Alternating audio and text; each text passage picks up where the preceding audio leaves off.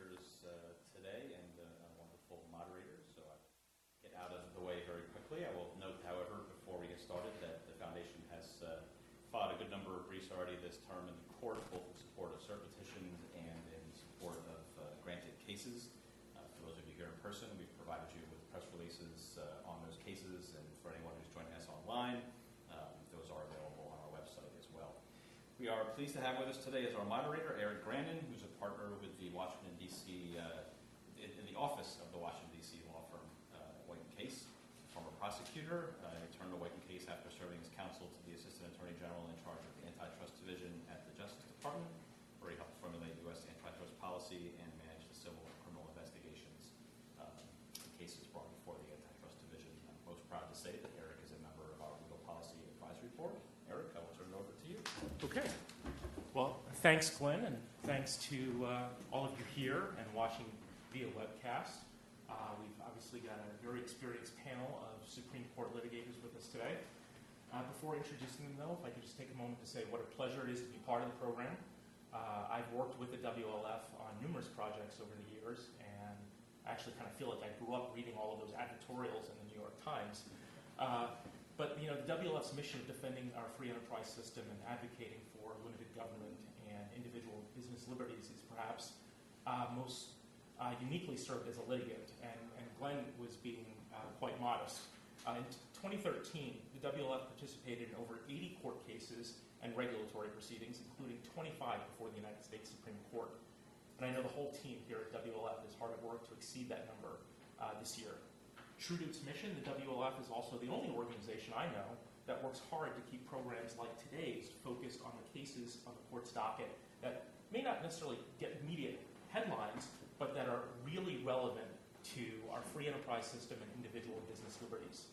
Now with that, let's turn to our panelists, each of whom will present for about 15 to 20 minutes, proceeding in alphabetical order, followed by an opportunity for those of you here and watching by webcast to ask questions of the panelists.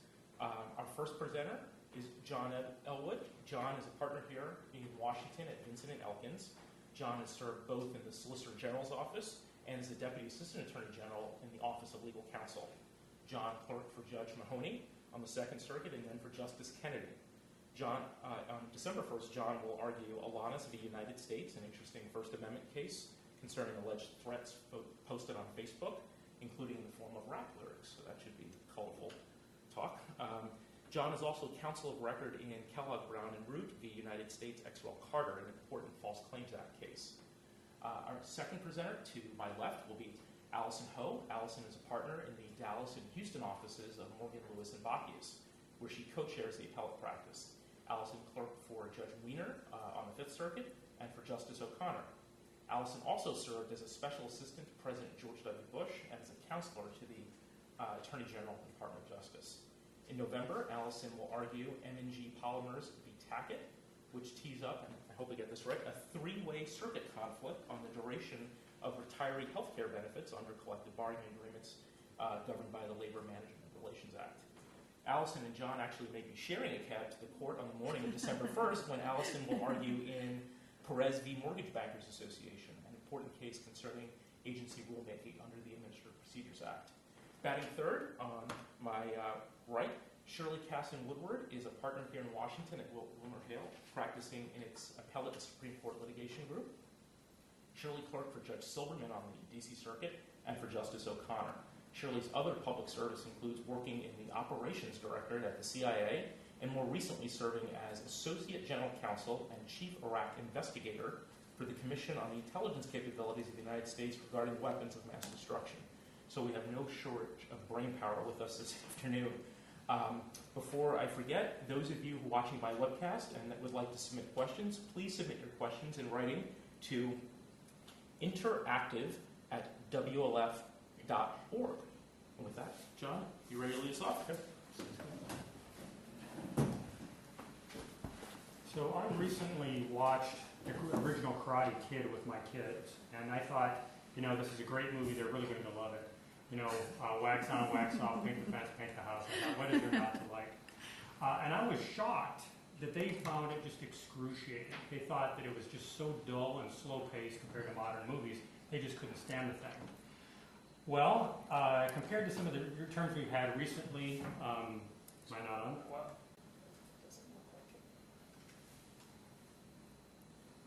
We're experiencing technical difficulties. Please stand by. Compared to some recent terms, looking at this term's cases is a little like watching C-SPAN 3 after watching The Fast and Furious 6. But I think that there is still much to love about the current term as presently constituted.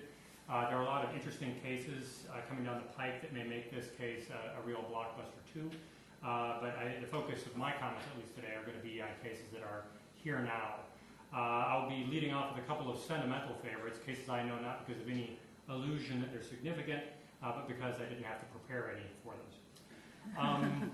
The first one is Alonis versus United States, which involves Anthony Douglas Alonis, a 27-year-old working at a regional amusement park in Pennsylvania, and it's not even Hershey Park, when his wife of 7 years left him with their 2 kids, and he fell into sort of a deep funk. And being an American under the age of 30, he figured that if there was something he had to say about that situation, he really needed to say it on Facebook to several hundred of his closest friends. And, as you might expect for a person who's in that particular frame of mind, it was not Yates. And some of his posts had fairly violent imagery in them, although I will say in his favor, you should really read the whole post, not the excerpts that get quoted in articles, because the bad parts were interspersed with things like, methinks the judge needs an education in true threats jurisprudence, and things like that, which is not what you would ordinarily post in a death threat. The government took the position consistent with most of the courts of appeals that it didn't matter what he thought. In fact, that's what they said during the closing argument. It doesn't matter what he thinks. What matters is what a reasonable person would think if they read those posts. And if they think that they're a threat, well, by gum, you can be convicted for sending a threat through the wires and sentenced by up to 5 years in prison. The defense throughout made the argument that the Constitution required that there actually be mens rea, that you have subjectively intended that they be considered a threat.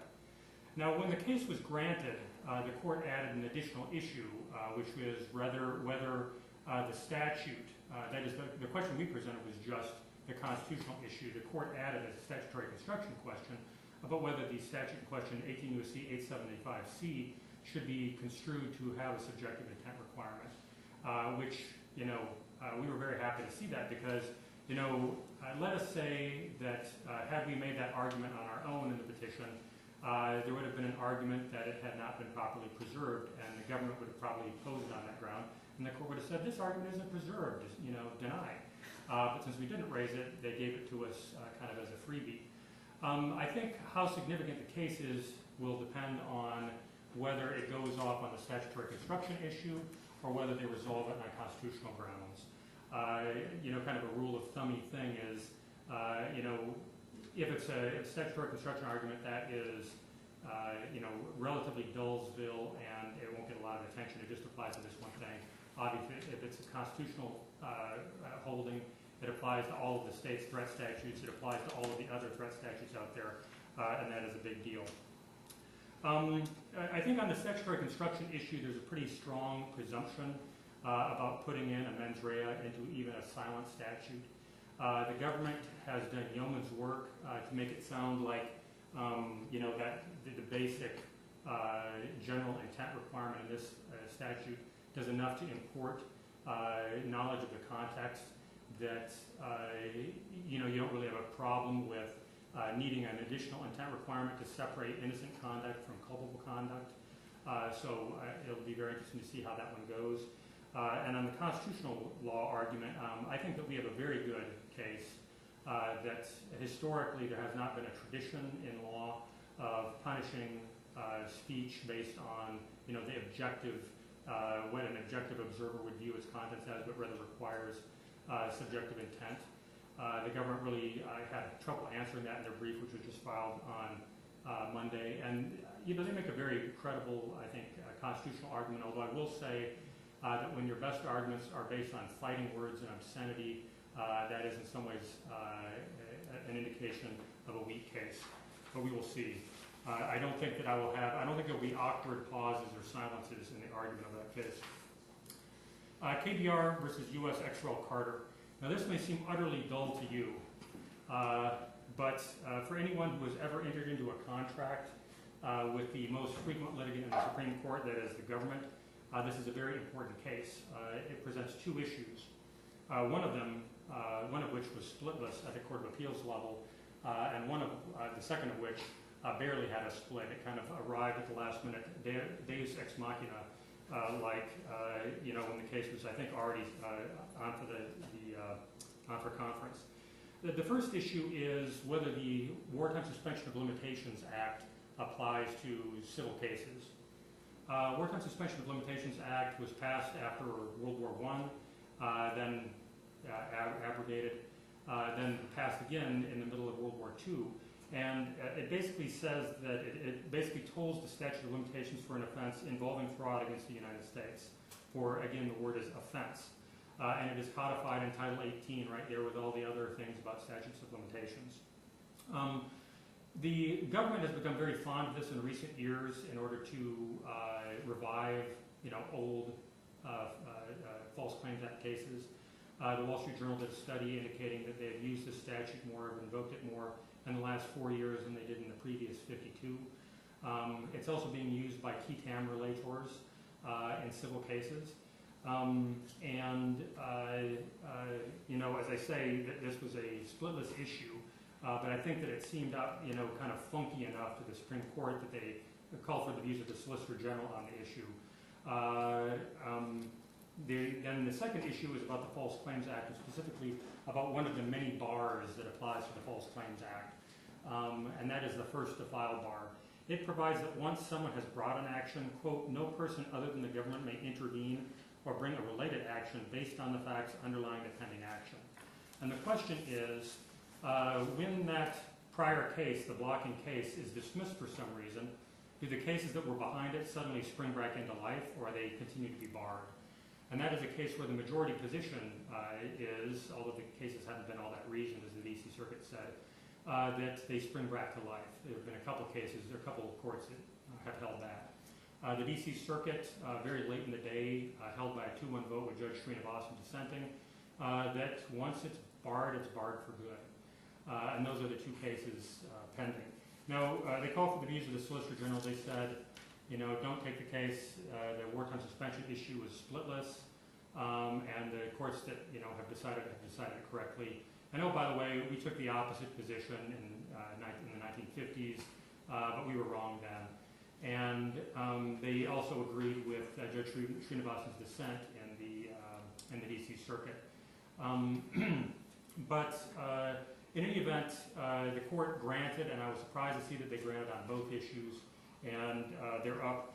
Now, this is the worst case I've ever had to argue was a combination tax and ERISA case. And because there was money at issue, this was when I was in the Solicitor General's office, because there was like billions of dollars at issue, this was not the standard case where we were allowed to, concede error or anything like that. So we had to keep up a good fight no matter what. And that was, I think, the thinnest case I've ever had to argue, and that is the worst merits. And this case may actually be the strongest. I'll be very interested to see what the other side says on that one. And the third case is probably the most familiar because the facts are just too good to pass up. That's Yates versus United States, the fish case. Now, Niels Bohr, the Danish physicist with a wry sense of humor, once said, "It is difficult to make predictions, especially about the future."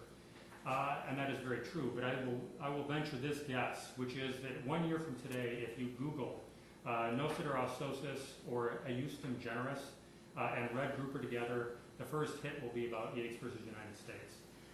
Because this case involves basically construction of the phrase record, document, or tangible object. And when you say tangible object, it's about destruction of evidence. And when Congress wrote record, record, document, or tangible object, that they intend to include fish, because as you probably all know, this case involves a guy who was fishing out in the Gulf, and when some wildlife officer came on board, they found 72 undersized groupers that were less than 20 inches, and when they arrived back at the dock, there were only 69, and the undersized groupers had grown in size. And apparently one of the members of one of the crew admitted that they had ditched the old ones and gotten these ones in their stead. And so the question is whether this is, whether groupers are tangible objects, as Congress used that term.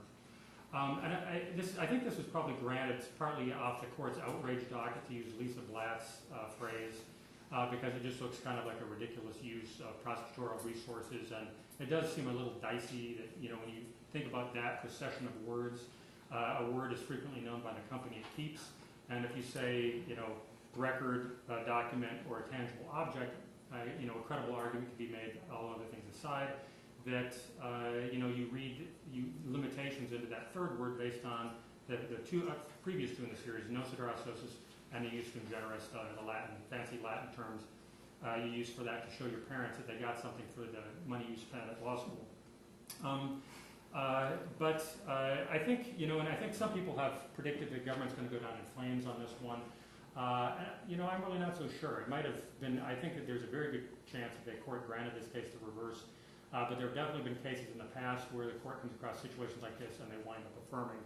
And that is because, the best arguments didn't appear in the brief in opposition. They only really appeared in the government's merits briefing. And among other things, the model penal code provision for a destruction of evidence statute involves, record documents or things.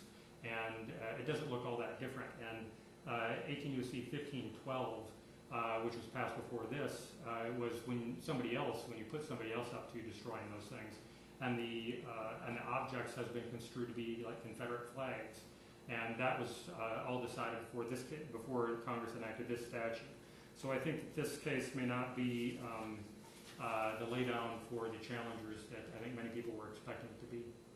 My final case, which is usually an applause line, is Teva versus Sandoz.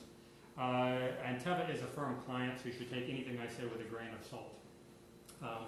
The question as presented is whether a district court's factual findings in support of its construction of a patent claim, your eyes should already be glazing over by now, is subject to de novo review, or is it just subject to review for clear error? So basically, if you were construing a patent claim to figure out what the heck it covers, are the subsidiary factual findings that the district court makes, are those subject to de novo review, which is the Federal Circuit's rule?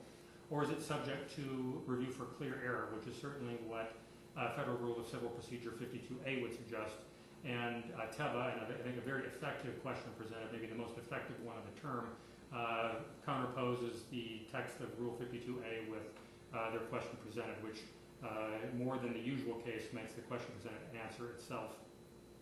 The case fits the pattern in recent years in that, patent is a very big issue with the Supreme Court nowadays. They took 6 cases last year, and they reversed the Federal Circuit in 5 of them, I think every one of them unanimously. And I think it fits this sort of conventional wisdom in the Supreme Court justices about the Federal Circuit, in that here they are once again doing their own thing and doing something contrary to the practice of every other court, which ordinarily gives reviews, factual findings, adjudicative facts for clear error. The patent in this case involved construing the term average molecular weight. And one kind of wrinkle here is that this is not just plain old construction. This actually came up when the generics were moving to invalidate the patent for indefiniteness, which is basically when you say patent is indefinite, it means that people in the art can't figure out what the heck you're claiming to own, what you're claiming to have invented. And it is true that they had evidence from competing, like experts talking about what average molecular weight would have meant to someone skilled in the art, which for this purpose means, somebody with more than a PhD.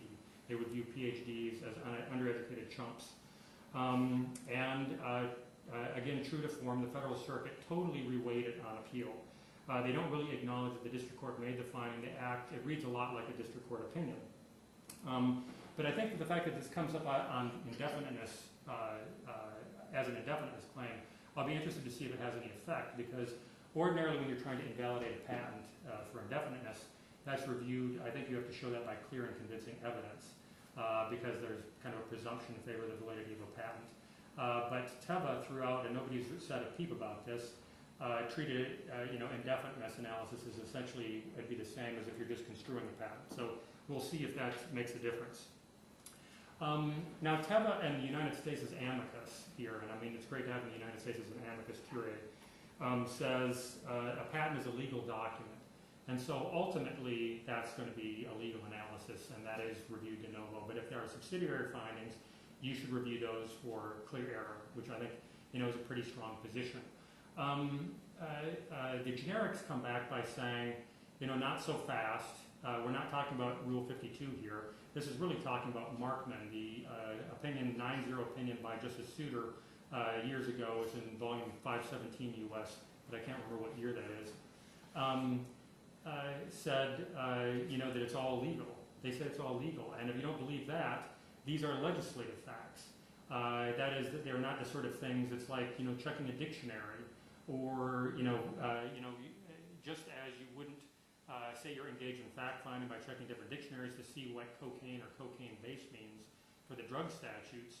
When you're trying to figure out what average molecular weight meant at the time this patent was given, that's not a factual finding. The response of Teva to that is that this isn't just like a normal dictionary. When you're talking about specialized words and what they mean to specialized audiences, PhDs or post-PhDs, postdoctorates, that is something that is subject to factual finding, and that you would review it for clear error. And I think that that Teva has the better of that, and I think I would still think that if they weren't a firm client. Now, the government especially says it doesn't matter whether this is a factual finding or not. The concerns which I think prompted the Federal Circuit to adopt this, which is allowing it to create kind of more uniformity in the way patents are construed. You don't need to have de novo review of factual findings in order to take care of those concerns and have something more like centralized and coherent claims construction.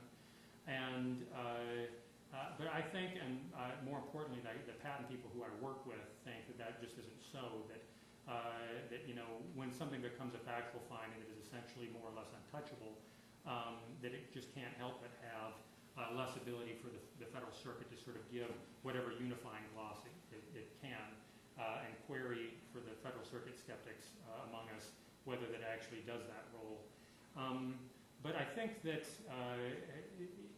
it's not just my word for that either, because I think it's significant that both Intel and Google filed amicus briefs supporting the generics here, because I think they're very interested in having sort of centralized review, because they're concerned about being able to revisit and get if some patent troll gets a very favorable construction out of a friendly judge in the Eastern District of Texas, they want to be able to have the maximum ability to revisit that in the Federal Circuit. So I think the fact that both of them filed is a very good indication that they thought it was worth spending the $100,000 plus in order to try to persuade the Supreme Court of that.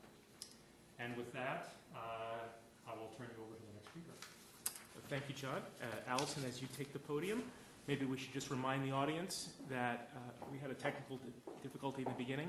If you're watching by webcast and you want to submit questions, please send them in writing to interactive@WLF.org. Thank you. Well, thank you very much for including me in today's panel. It's a privilege and a pleasure to be here, especially with John and Shirley. I'm glad that I don't have to follow John at the podium in December. I'm sorry that I have to follow him at the podium today.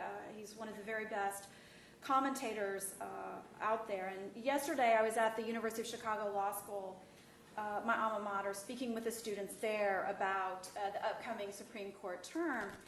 And I joked that when I see the upcoming term described charitably as a meat and potatoes term, and uncharitably as boring, I realize that means it's full of cases very interesting to people like me, and quite uninteresting to people like them, with no real blockbusters yet on the court's docket. But like beauty, the appeal of cases can be in the eye of the beholder, and I think there is a lot of interest to talk about in terms of statutory construction, federal procedure, separation of powers, and public policy.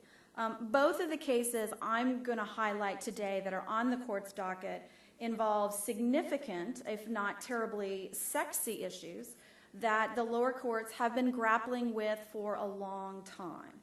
First, when administrative agencies must provide the regulated community with notice and an opportunity to comment on agency action that marks a significant departure from past agency practice.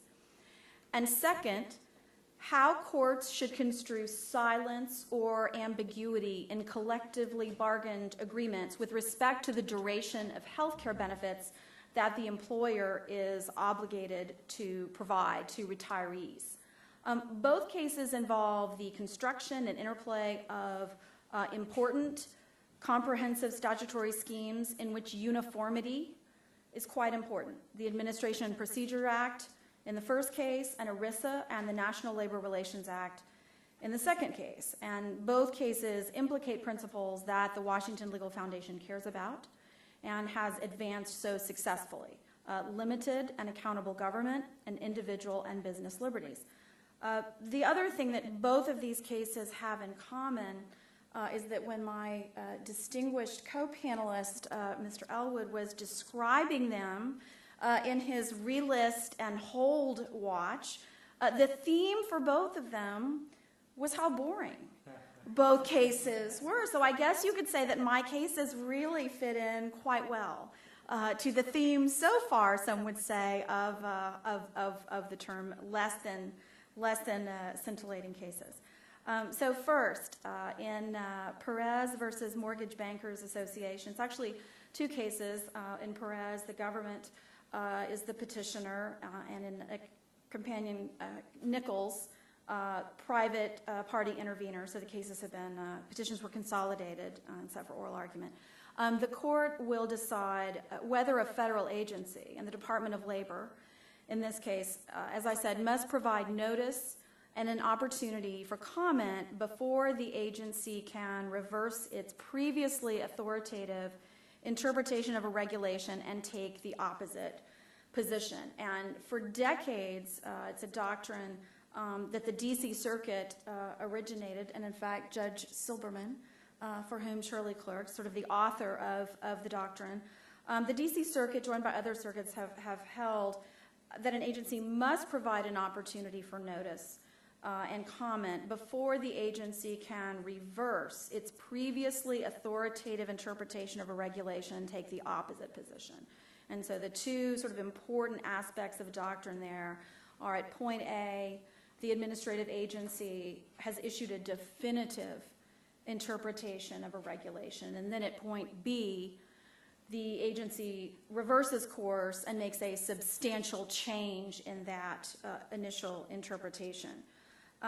And for decades, the D.C. Circuit has held that an agency can't do that an agency has to go through notice and comment procedures, even though the Administrative Procedure Act exempts so-called interpretive rules, and that's the term used but not defined in the Act, from the Act's default requirement of notice and comment. What the agency has essentially done under these circumstances is it has amended its regulation, something that it cannot do without providing notice and an opportunity to comment. And interestingly enough, courts have actually invalidated agency action under these circumstances very, very rarely, thanks both to the conditions imposed on the application of the doctrine in terms of a definitive interpretation at point A and a substantial change to that doctrine at point B, but also what Judge Janice Rogers Brown referred to in her opinion for the D.C. Circuit in our case as the prophylactic effect of the rule itself in affecting agency behavior and preventing extreme agency flip-flops.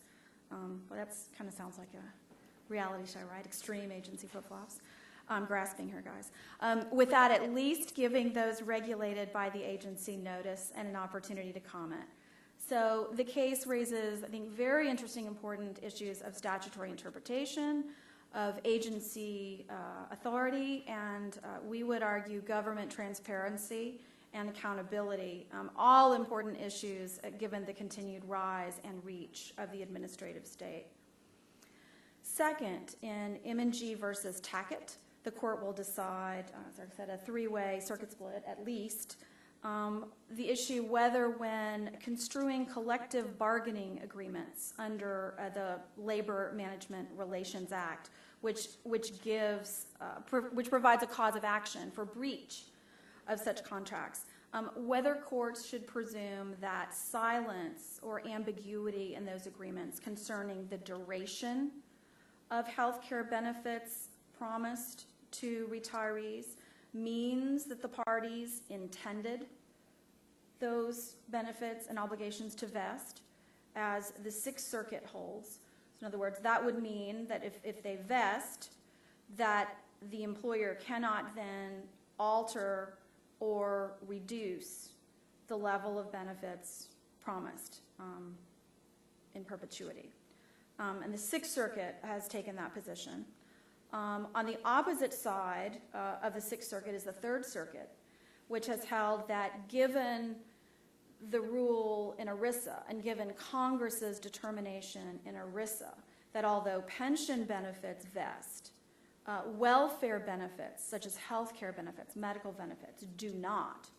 And given the nature of the obligation that an employer would undertake in promising to fund health care without employee contributions for life, that the opposite rule should apply, and that courts should presume, in the absence of clear and express statement that the benefits vest, that they do not, in fact, vest. And the Seventh Circuit has sort of staked out a middle position where it says, well, we do presume that they vest, but there's a whole mechanism for sort of knocking out that presumption.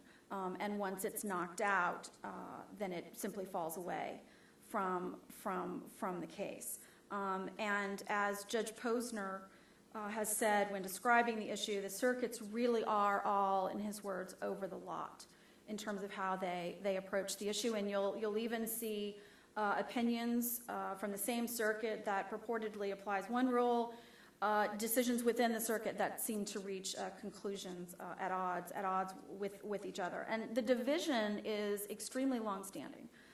It dates back decades when the Sixth Circuit held in a seminal case called Yardman that retiree health care benefits should be presumed to vest. And as I've said, other courts have rejected that notion, rejected the logic, resulting in a situation where you have the very same language in collectively bargained agreements concerning retiree health care being construed completely differently, depending on where the case is brought. And will probably not be a surprise to anyone that the Sixth Circuit has become a magnet for litigation like this, and it's not uncommon when you're reading the decisions in other circuits to find in the procedural history that the case started out by being filed in a district court in the Sixth Circuit and then was transferred to another circuit.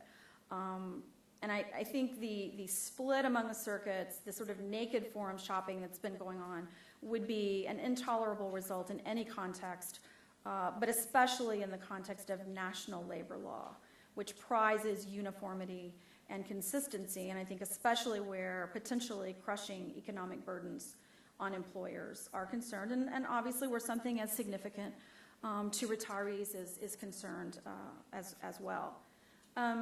I'll finally mention a case that may show up on the docket next year, and that is one arising out of a Deepwater Horizon oil spill litigation. And the case itself does not directly involve liability for that incident, but rather important questions about the class action device. And in this case, a settlement class action, and specifically the Fifth Circuit's decision upholding the certification of a class to include numerous members who never suffered an injury caused by the defendant. I think the case therefore implicates the concerns expressed by the court in the Walmart v. Dukes case from several years ago and other cases about the unhealthy dynamic of defendants being driven to settle even unmeritorious cases rather than risking the extraordinary cost of litigation and the potentially huge liabilities that could be awaiting at the end of a trial that are unfortunately a feature of class action litigation today. So that's a case. WLF filed an amicus brief in that case. We filed one. It was an interesting one on behalf of the former special master of the 9/11 compensation fund, and his concern in the case is that because you have in that case BP entered into sort of an administrative mechanism for resolving the claims along the lines of the 9/11 fund and others, and the concern there is that if courts sort of don't adhere to the requirements that the funds do in terms of sort of the making sure that you really are compensating truly injured people, then the benefits of those important administrative mechanisms going forward are going to be lost. So I think that's an interesting and important case, and it will be interesting to see whether the court takes that up. And now I'm looking forward to hear more from Shirley about the cases that she's following with interest. Thank you. Thank you, Allyson. With those colorful descriptions, I'm not sure you're going to need 30 minutes at the podium in the Supreme Court. Those were nice encapsulations. Thank you. So first, I would also like to thank the Washington Legal Foundation for inviting me here today. It really is an honor to be here, and it's an honor, and it's very humbling to appear alongside Allyson and John.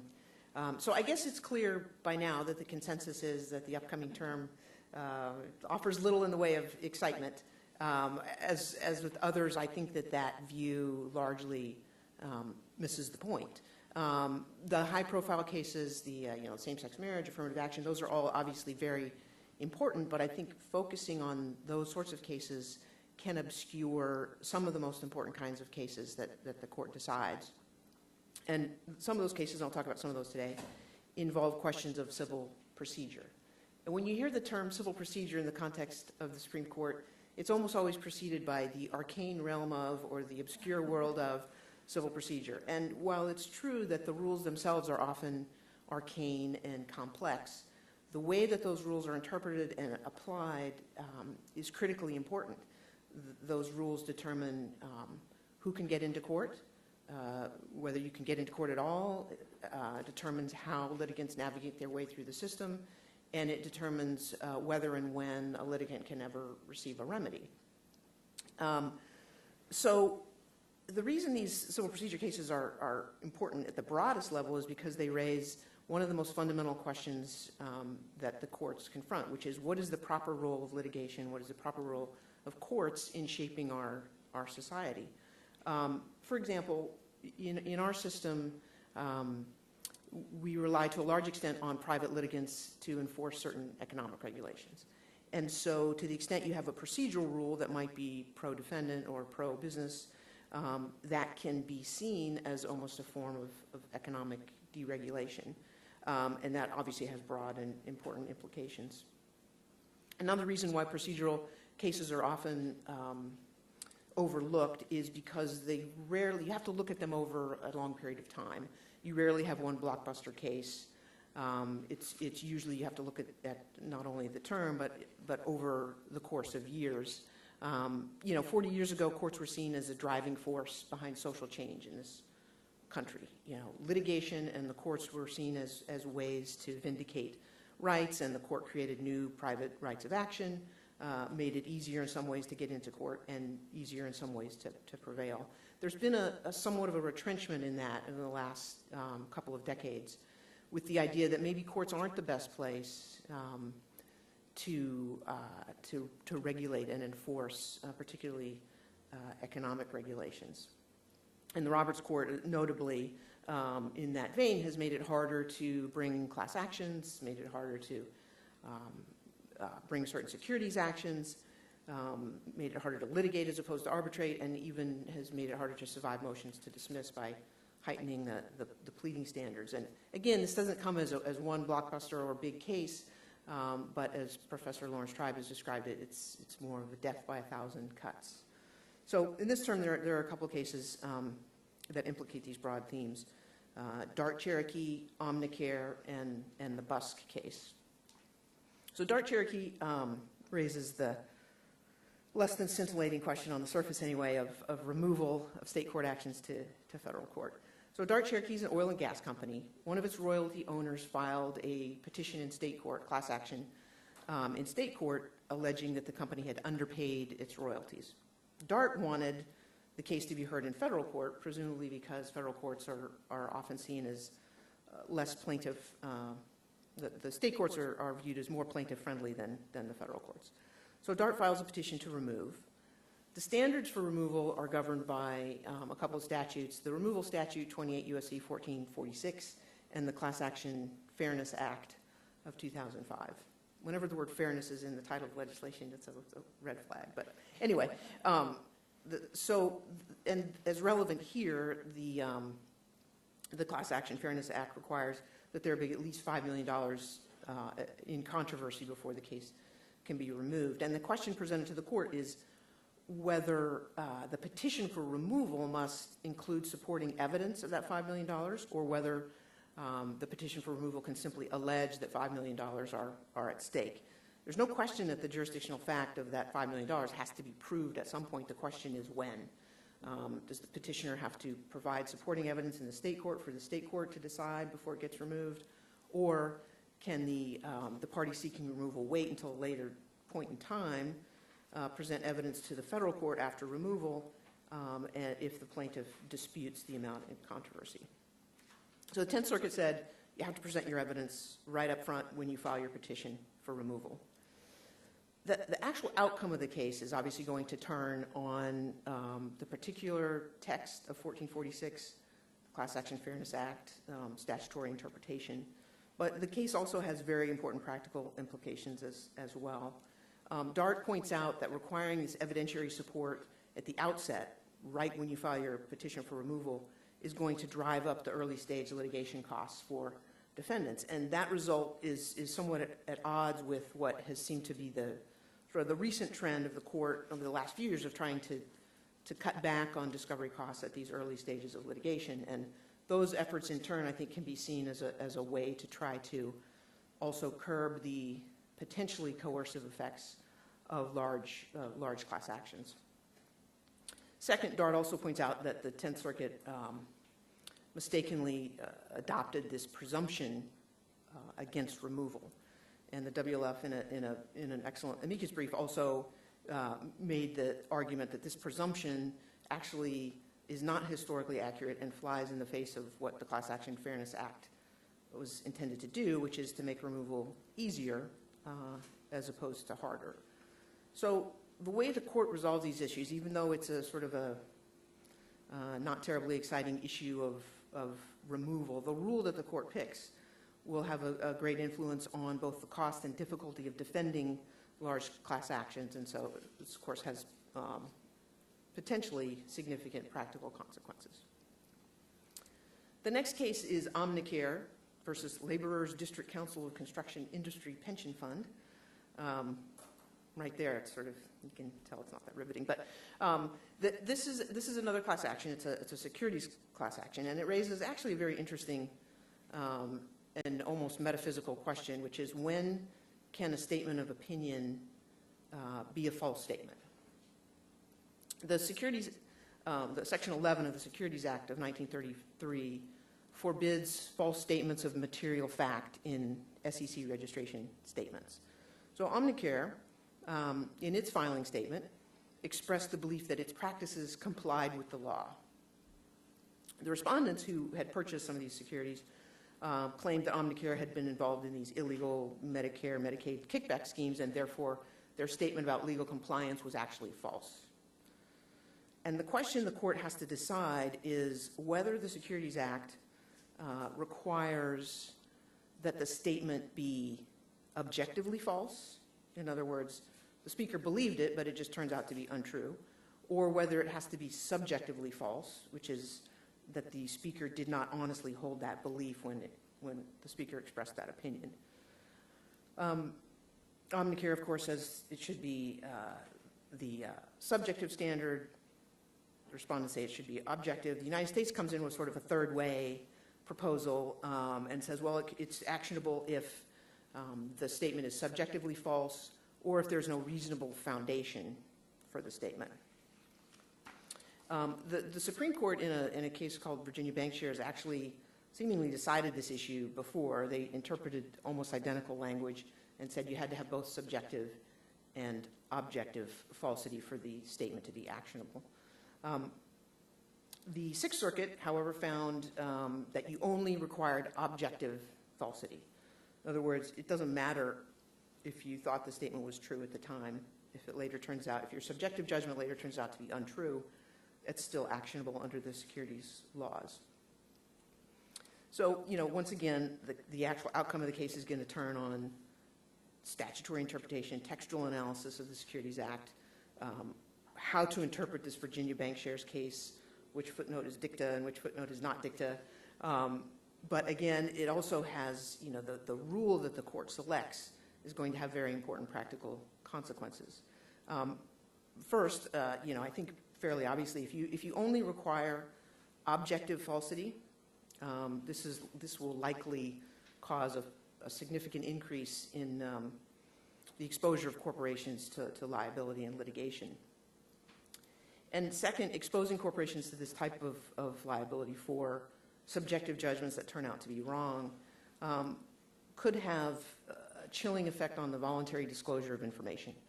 Again, the Washington Legal Foundation filed an excellent amicus brief that points out that this danger is particularly pernicious when you have high-tech companies, biotechnology companies, cutting-edge companies whose judgments about their products or the potential success or viability of their products might be somewhat more speculative than traditional corporations.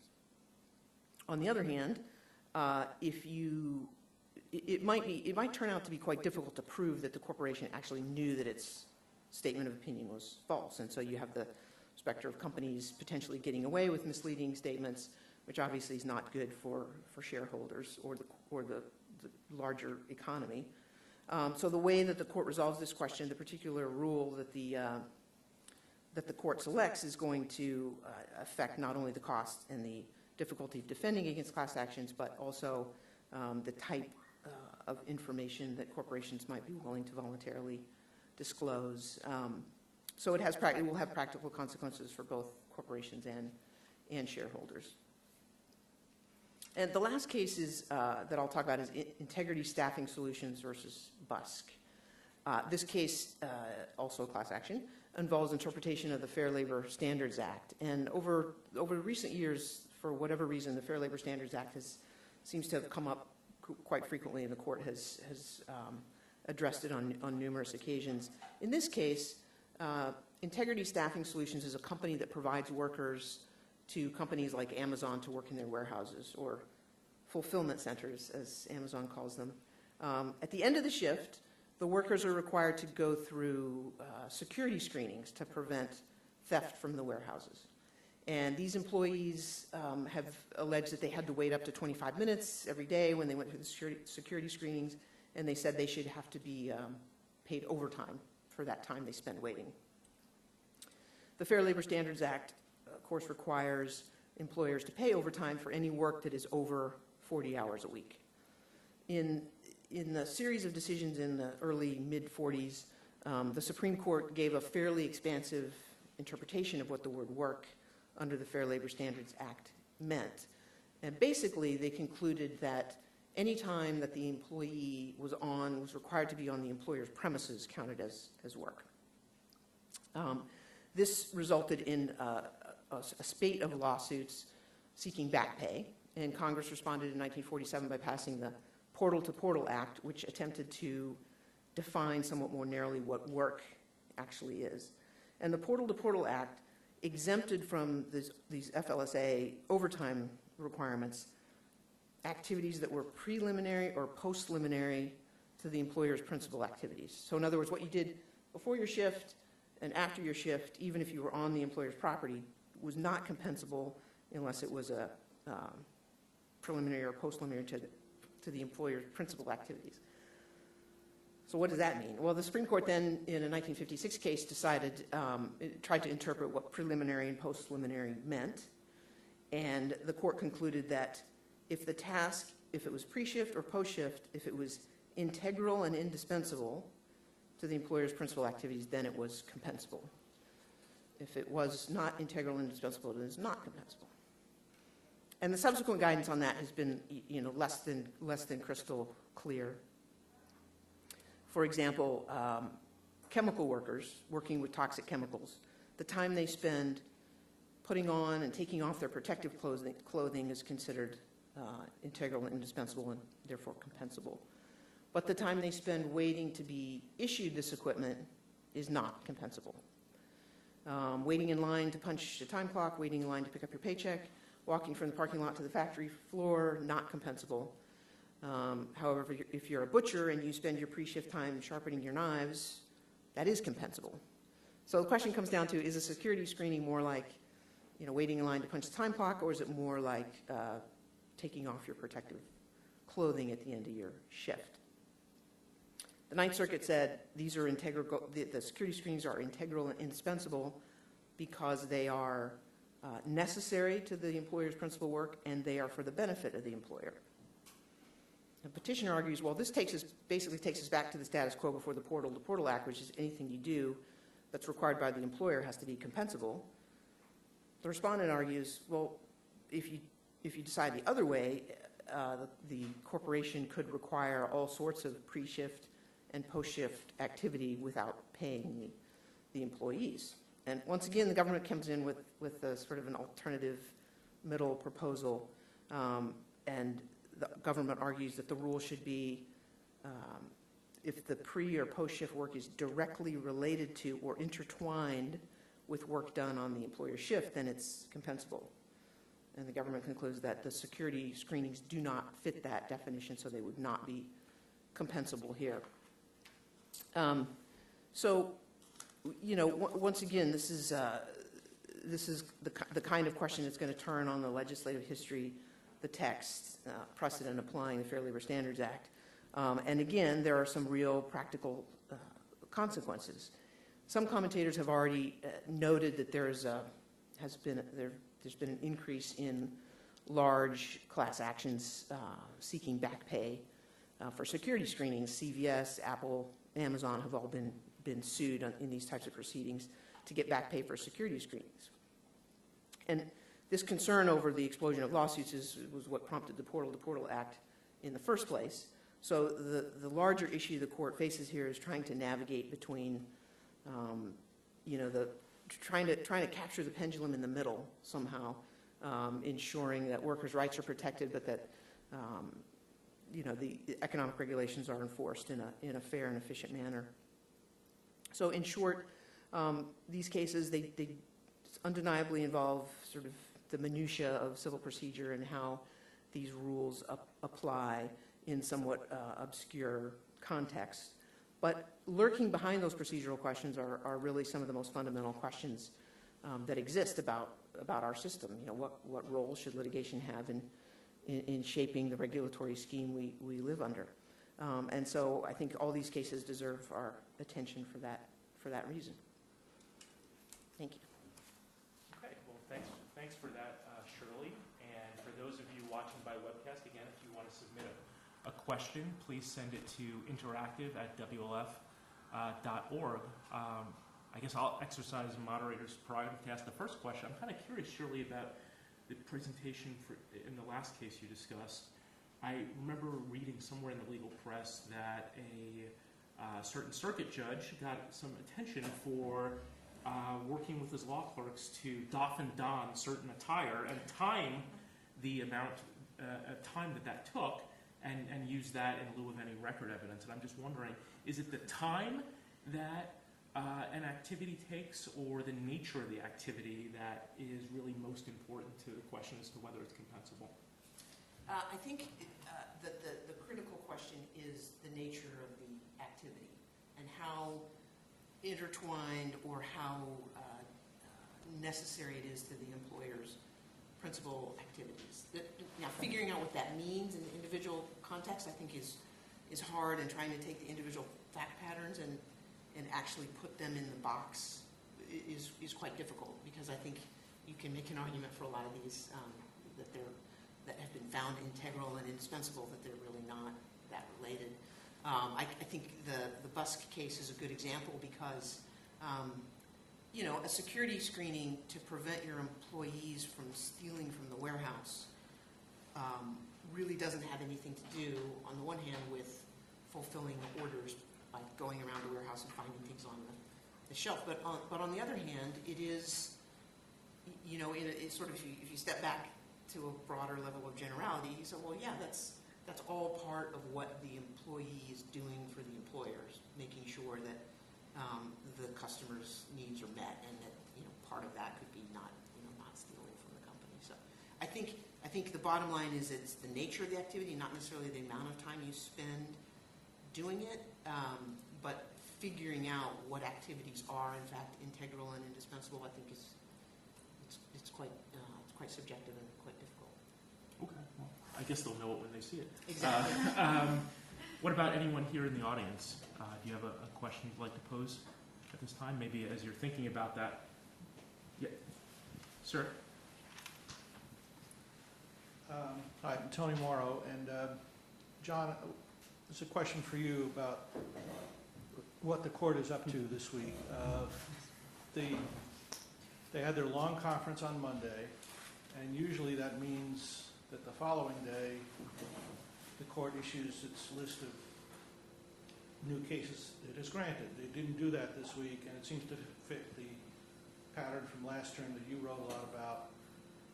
Could you elaborate on that, and do you know for a fact that the court has changed its procedure, and are there exceptions? The most I've heard, and this is another instance where the court is rather opaque about what it does, and it's interesting because I forget when I did this, but I mean there's fairly early this year I guess it was that Hashem Upin emailed me and said what's up with this, and I said, hey, you're right, and so I kind of went out on a limb and said maybe there's something to all this. Because it did remind me of that scene in Rosencrantz and Guildenstern Are Dead where the guys are flipping the coin and it just keeps coming up heads. And so I posted on it, and within 10 minutes I'd gotten a call from a clerk who had actually talked to her justice, and the justice had confirmed that they were pissed off about the 3 digs that happened last year, and so that they were going to start doing a quality control program. But that's the most I've ever gotten is a couple layers of hearsay and through some back channel. And I've never appeared at any Q&A thing since then where I'd be able to put it to the Chief Justice and find out what exactly is going on. But, that was a big question for me because since this is our first long conference under this, apparent practice of routine relists in order to see if, do quality check. And I haven't gamed out how soon you have to grant in order to fill up the January calendar, because it's my understanding that the January calendar still isn't full yet. But I suspect that they would like to give the litigants who are, would be in that batch as much time as possible. So, I suspect that they will be coming out, this week, but I don't know when. I've heard rumblings that it's going to be tomorrow. But I don't know whether it's going to be, following the model of, the following Monday where they do it in the morning, or they're going to do it as, the equivalent of Friday grants when it's more like 2 p.m. So it's all up in the air. I've been asked to, talk on, grants tomorrow at noon, but I don't even know if there will be grants tomorrow at noon. So we will see. We've got another question. Hi, my name is Larry Ebner. I'm very interested in the Perez case. If the court's decision goes in the direction of notice and comment rulemaking, to what extent do you think that will curtail federal agencies from using guidance, which is a very common practice in supplementing and once in a while clarifying regulations? Right. My answer is it should have little to no effect for two reasons. I think the first reason is we're talking about a rule that is and has been sort of the rule in the D.C. Circuit, which handles more of these cases than any other. And we really haven't noticed any issue with that in the past. I would also say that moving forward, even if the court embraced the rule and made it the rule across the country, one of the requirements for the doctrine to apply is a definitive interpretation by the agency at point A, and then a radical revision of that at point B. And those are rare circumstances. So I from our perspective, we don't see the rule now changing an agency's ability to issue helpful guidance. Based on that, and also the rigorous nature of the requirements for the doctrine, we don't see it having that effect going forward. And if it goes the other way, do you see that really changing federal agencies' practice? I think it well could, and much depends on the effect, as Judge Janice Rogers Brown mentioned, the prophylactic effect of the rule, which is of course something that no one can quantify. But I do think it would have a great effect, even though it's rarely applied to invalidate agency action. I think if you sort of take that tool out of the toolbox, so to speak, it could well have a significant effect on agencies going forward. Hi, I'm Todd Ruger. Thanks. This has been great. I had a question about the Yates case, but not specifically about the fish and the anti-shredding. But what do any of you see in the Supreme Court looking at legislative intent in that case? And are they going to care what Congress meant by that, or are they going to just look at the words, the definition in that case? If I had to guess, I would say that they will add, legislative history to support whatever they conclude otherwise. I think there's enough going on that they will be, and that legislative history as a whole has been downgraded enough as an interpretive tool that they will probably go off on plain language, and they will add that to season, to provide the part of the opinion that Justice Scalia won't join. I tend to think that it's going to be affirmed, but I suspect that regardless of which way it goes, that'll be only added to taste unless Justice Scalia is the author. So I've actually got a follow-up to that. So when you say you think it'll be affirmed, you'd mentioned Lisa Blatt using the colorful term outrage docket. You kind of don't see this as the same ilk of the Bond case last term with the Chemical Weapons Convention prosecution of I think it was basically a domestic relations dispute where the court ruled 9-0 against the government. Well, I think that there may be still a certain amount of eye rolling that undersized grouper is something that requires a federal response. Although, the thing is, I'm sure that there are people who worry about sustainability in seafood who will say it's very serious. But that doesn't make it any less funny as a punchline. But I think that there is very much an outrage docket that goes into whether a case gets granted. I think that the government, in a good brief in opposition, can do a lot to sort of squelch that they kind of missed an opportunity, even though they filed the 30-page brief in opposition in Yates. I think they could have done a better job of that if they had trotted out some of the arguments they did on the merits. And I don't think that Yates is alone on the docket in that regard. I think that the KBR case that I did, they granted in a splitless issue on the Wartime Suspension of Limitations Act, and I think that there is a certain amount of nerdly outrage that the federal government is taking the position that your statute of limitations will never really run because the U.S., there was a brief moment in 1914 when we were at peace, and otherwise we've been perpetually at war pretty much since the founding, that your statute of limitations will never run because of our perpetual engagements in the Middle East. And I think there was a certain amount of possible outrage on that. There's another case on the docket, Whitfield, involving a guy as a kidnapping during a bank robbery case where it's not like he's that sympathetic a character, but he attempted to rob a bank. Everything went horribly wrong. They couldn't actually even get into the bank because they locked the doors when they saw them coming, I guess. And they, fled to the house. The guy asked this elderly woman whose house he was in to please, go off to her study. Well, he called somebody to pick him up, and she went in there and probably had a heart attack. And he was charged with essentially kidnapping her, and it has a mandatory life sentence, I think, or mandatory life with, I think, an option of death. And I think that's another example of, where it seemed like an aggressive enough reading that even if it's, I don't know if there was a split in that case, but, even without a split, that they definitely put a thumb on the scale that, when such a big and powerful litigant acts, I think they want to at least know more about the subject. So I think it's good to get it in. The outrage helps get it on the docket, but it's never, it's unclear at what point that ends. There's one case, though, that historically for the old timers, if you remember the O'Hagan case, O'Hagan was a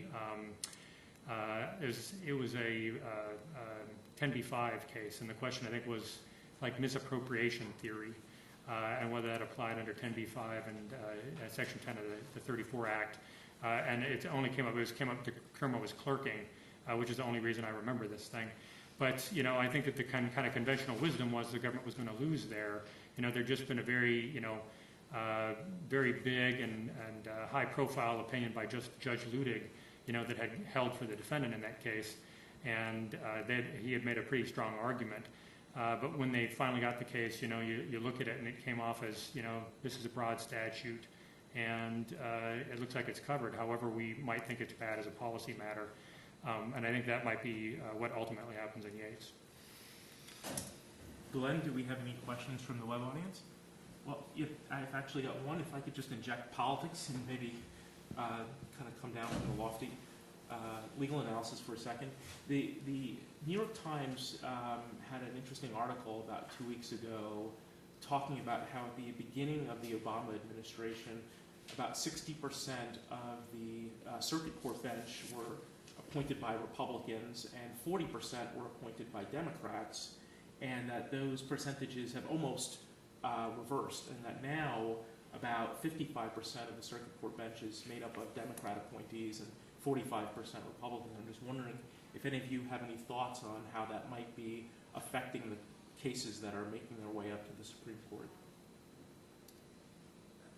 I'll comment on that. I think my personal view, and it's not based on any empirical evidence or any, really any informed knowledge, just my personal view, is that many times the attribution of political affiliation is sort of overemphasized in terms of how cases are decided, how cases come to the court. That said, obviously, an individual's own philosophical view of how the three branches of government should work together influences both what party they end up affiliating with and how they would view a lot of these important issues that come before the court. So I think at some level it's important in the overall sort of flavor of the opinions that come out and in the cases that are taken up by the court, but I don't think it's necessarily as important as it often gets portrayed to be. And I think one aspect of that is this sort of the chicken and egg question about how the legal system works. Does the change in society and the changing views and opinions of the electorate sort of drive the judiciary, or does the judiciary, through its decisions and its work, actually drive change in social mores? I think there's, sometimes works in each direction, but I think on balance over time, the court's decisions probably are more reflective of where the electorate is than it is a particular partisan, who appointed you. And I think that's, it's hard to establish that with any sort of data. It's not impossible to do so, but I think those sorts of societal issues are much more important than sort of individual political affiliation. What a Democrat was 30 years ago is not what a Democrat is now. And so a lot of those things get, and the judges might be on the bench for 40 a lot of those things get kind of jumbled together, and it becomes very hard to extract where political affiliation comes in and what role it actually plays. Okay. Liv, did we have an audience question? Yes. We've got one here. Richard Samp, I have another question for John. On the Teva case, I agree with you, probably that Teva is going to win, but it's curious to me that winning means that in the future there will be more deference paid to trial courts, and I would say that Teva wants to win this case, but on the other hand, they probably occasionally lose cases in the trial court, and they would just as soon have the opposite rule when they're appealing to the federal circuit. And I'm wondering what your experience is. How does this play into how cases like this come forward? I mean, Teva might not really want to win overall. You know, that's the thing is I have to imagine, I mean, especially given how much it costs to have a Supreme Court case, and there's only a year left on Teva's patent. It expires in 2015. That they must have thought it's an important precedent for them to do this, and that had to have been a calculation that on balance they're going to do better under this rule. And it's kind of hard to know. I mean, I don't know if I would know the answer to that. If I were general counsel for Teva, I don't know if I would think that. It's also kind of funny because Teva, you know, started out as a generic manufacturer, and they have started to pick up, you know, branded, you know, drugs now. But for a company that I have to imagine that they had to think long and hard about whether to bring this case. Because of that. I mean, when they have both a generic unit and they have branded units, it's a very hard calculation to make. And you know, it's when you look at how the various firms shook out on this, you know, it's interesting what their self-image, you know, what their self-image how it informs which position they take. Because you know, Google is constantly being sued by people for infringing its various patents. And so I guess it was a pretty easy choice for them. And I hadn't really thought about it, but you know, it must be the same thing for Intel. But there was a brief filed by like the Intellectual Property Owners Association, which is, you know, all sorts of big industrial companies. And they filed a brief in favor of neither party, but which also supports a fairly broad rule of de novo review, and that is de novo not only for the legal document but also for the kind of parts of the record that are factually, but everybody can look at them just the same, you know, like the prosecution history and stuff like that. And they left only a tiny little sliver of facts that didn't come within that category, which they would say, yeah, review those for clear error. But this is all a very long and drawn-out way of saying it's a hard call to make, I would think. Well, you know, it wouldn't be a preview if we didn't try to get you all to make some predictions about the coming term. And one of the takeaways from the last term was the high percentage of unanimity. I think it was about 2/3 of the court's cases were unanimous, at least as to outcome. And I'm just wondering whether any of you would be willing to take a stab at predicting, you know, excluding your own matters, of course, for those of you arguing, if there are any good candidates for a unanimous outcome this coming term. How about, I'll put you on the spot, Allyson. All right, I'll start.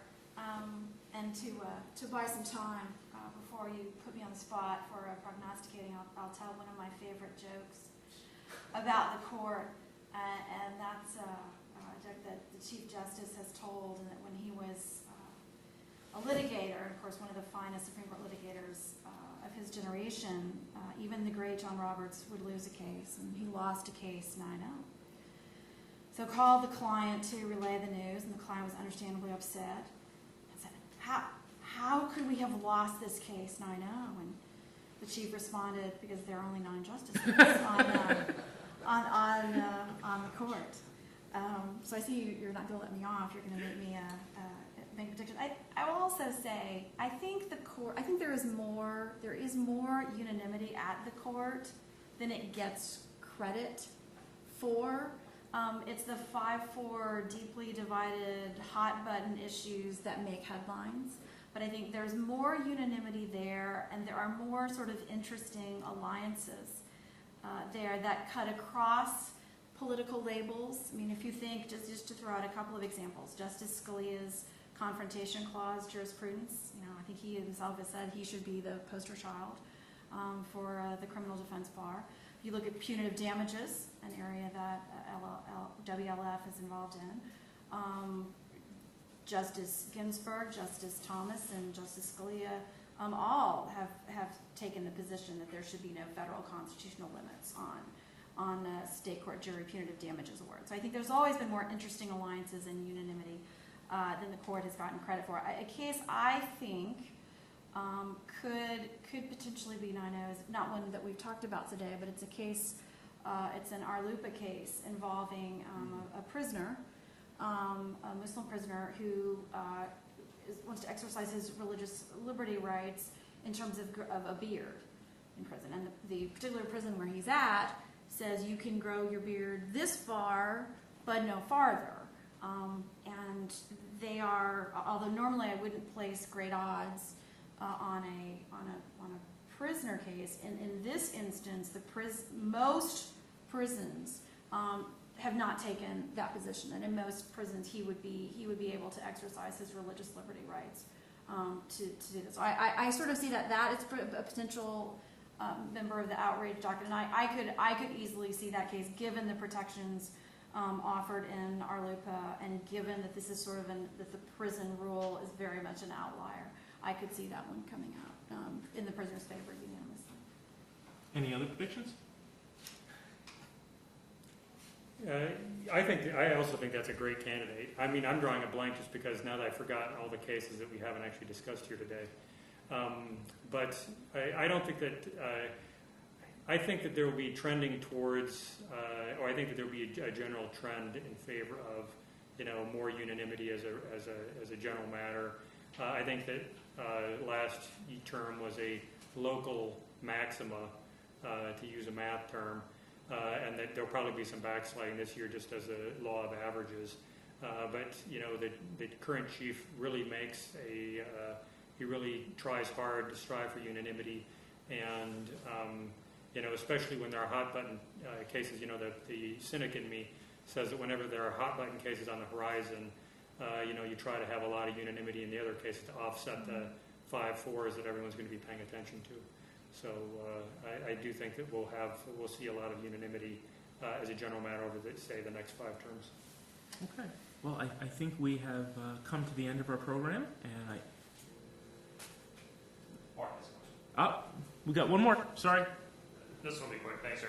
I just wondered if any of you would like to hazard a guess as to whether or not the court will grant cert, or at least request that the Office of the Solicitor General respond to the cert petition in Eskenazi, the United States, the Foreign Corrupt Practices Act case. Arguably slightly more impactful than fish shredding. I'm trying to remember, this is a case, what is it? It raises an issue about what a term an agent is or something like that? That's right. It's, who counts as a foreign official? It's the telecommunications entity in Haiti is the relevant entity, in the 11th Circuit deemed that that the person was a foreign official for FCPA purposes.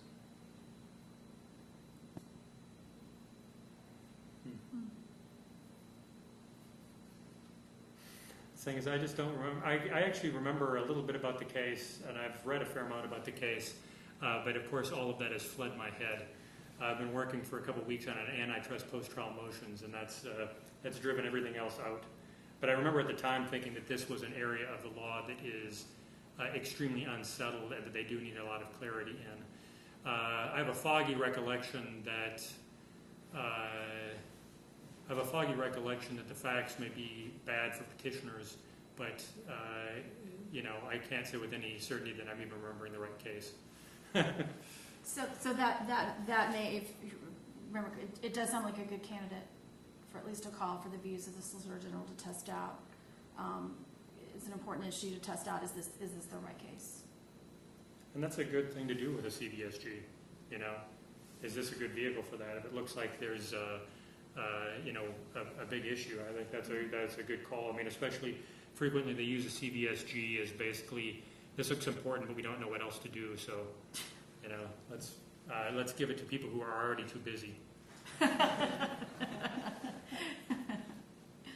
Well, to the extent that would help a grant, let's hope we get the CVSG then. Please join me in thanking our panelists today. And we look forward to seeing you at the WLF's midterm wrap-up. Thanks very much.